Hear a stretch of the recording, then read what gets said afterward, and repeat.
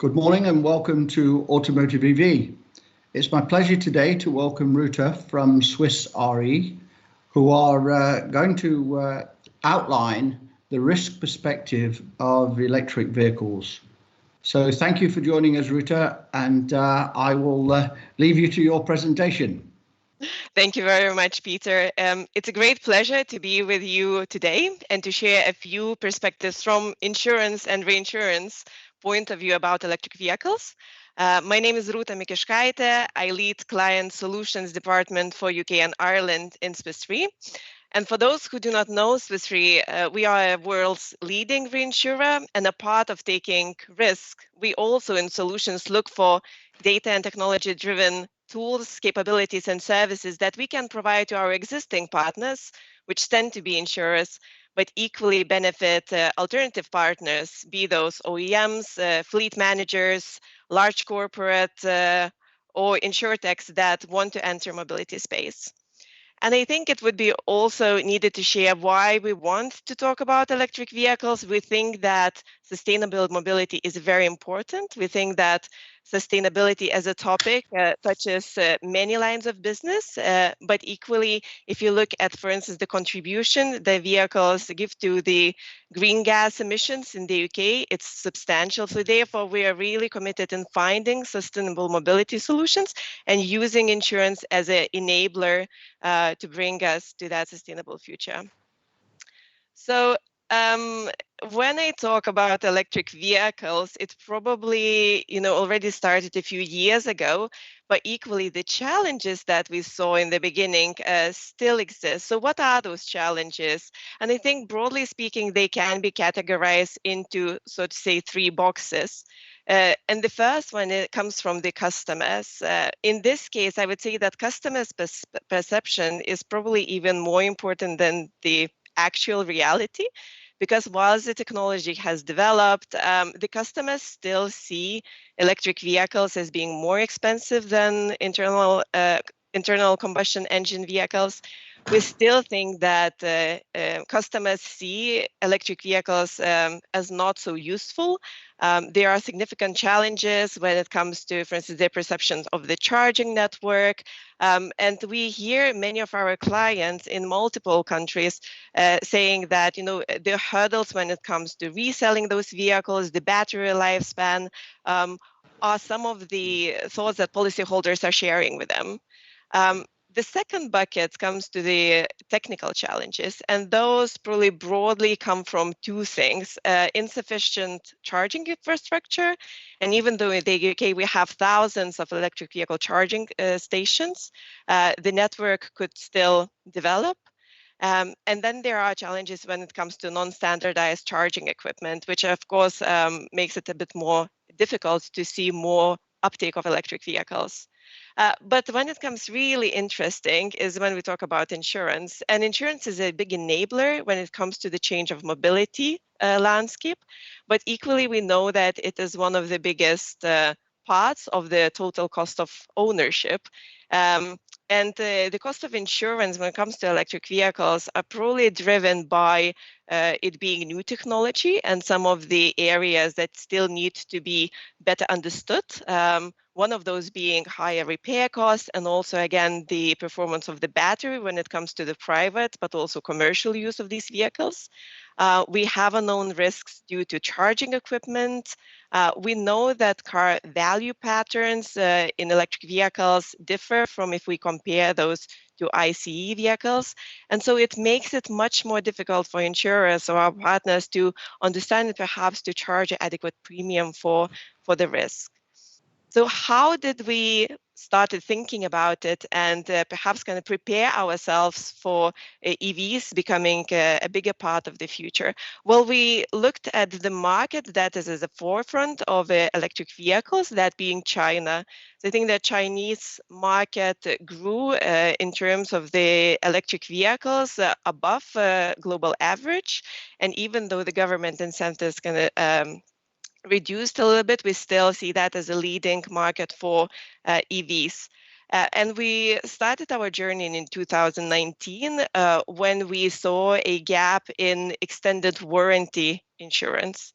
So in 2019, we entered the market with the specific extended warranty insurance product. And at the moment, we have access to data of around 3 million electric vehicles, besides a fruitful cooperation with a global electric vehicle provider there. But our journey doesn't stop there. Our automotive and mobility solutions team is continuously developing products for sustainable mobility. We are looking for new partnerships and new companies that we can work with, those including OEMs, but also insurers, in order to create holistic and tailor-made insurance solution. We pilot together with OEMs in insurance specific propositions, and then it always comes with so see the work doesn't stop there. We're also always looking of how we can enhance the products, how we can build in additional features, how we can learn and develop together with our existing partners, but again with our new partners in multiple territories with insurance products.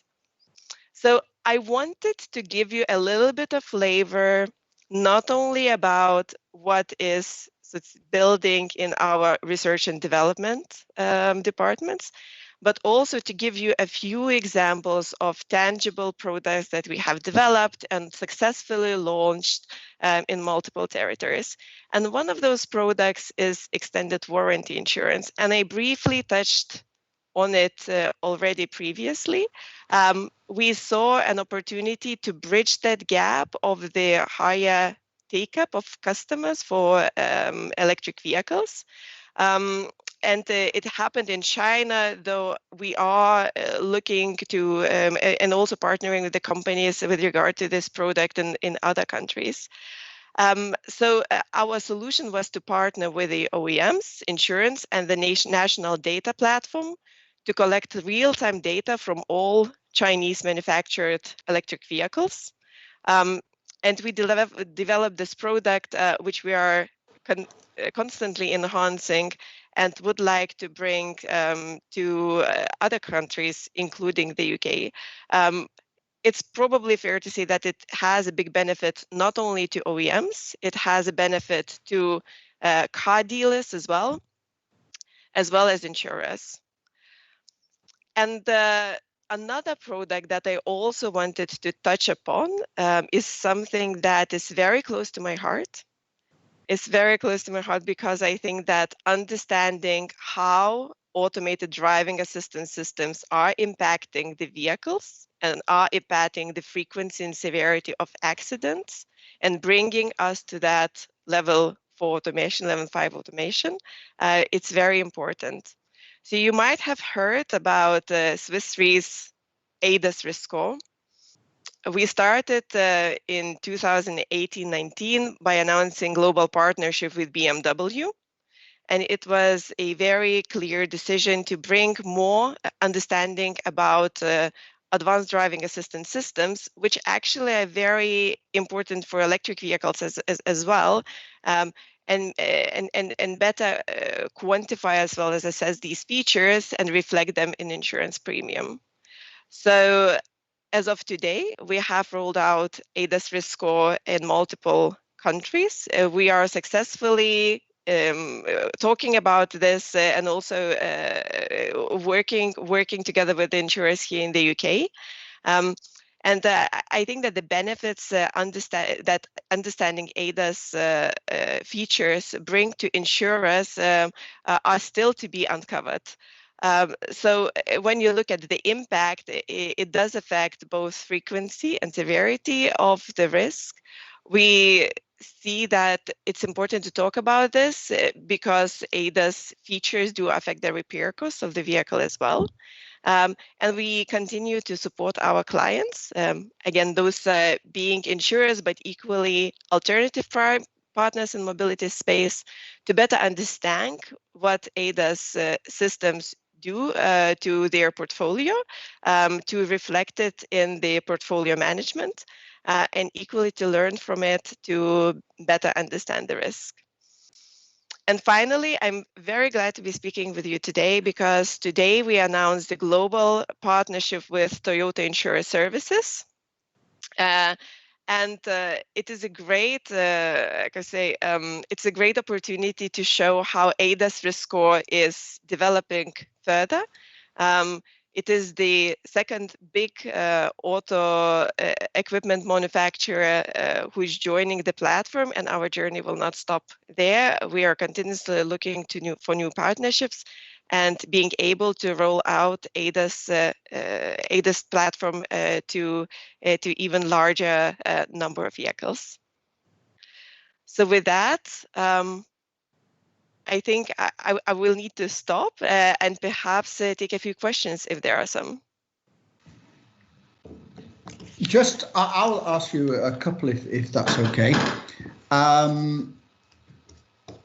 Are you building in, when you look at the assessment, the potential value of the battery after a longer period? Because a number of people are telling me that the battery ultimately will probably be worth more than the vehicle. So I think that's an excellent question.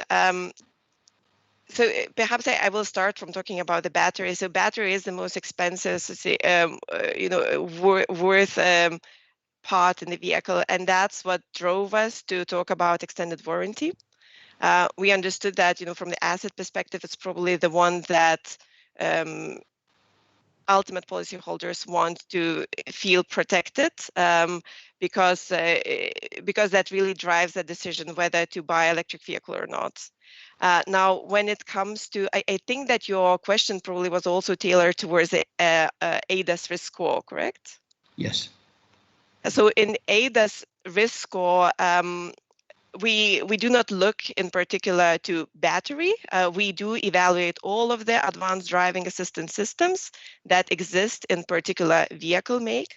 I would also mention that ADAS risk score does give a very detailed understanding of the systems in individual car. And we also complement it with the vehicle testing as well as simulations, because we think that having those two supporting elements is also very important to have the overall picture of what impacts advanced driving assistance systems actually have to the number of the accidents and also to the severity of the accidents. Talking about the autonomous element, as we're moving towards full autonomy, how big is the risk and the challenge when we're looking at fully autonomous vehicles on the road, and also people who are still driving in the traditional way? So I think that the industry was probably at a hype of fully autonomous car in 2017, 2016. And at that point, everyone thought that we were going to see autonomous vehicles on the roads and in 10 years. And we kind of just will come into the environment where motor insurance is very different, because we're more talking about insuring the vehicle actually rather than the driver. I think the reality is that full automation is not quite there. However, the reality is also that auto manufacturers are heavily investing in, increasing the level of automation in the vehicles. Now, they are in quite a difficult environment because they need to invest in other areas as well. And I think electric vehicles is one of them. Probably we're still going to have to overcome quite a few technological challenges, also probably challenges coming from insurance space when it comes to say, going to the full automation. Thank you. We're virtually out of time now, so thank you very much, Ruta. There's quite a few other questions I would have liked to ask, but we're out of time. So thank you everybody for watching, and thank you, Ruta. Great presentation, and hope to catch up with you again soon. Thank you. Bye. Excellent. Thank you very much. Bye. Bye.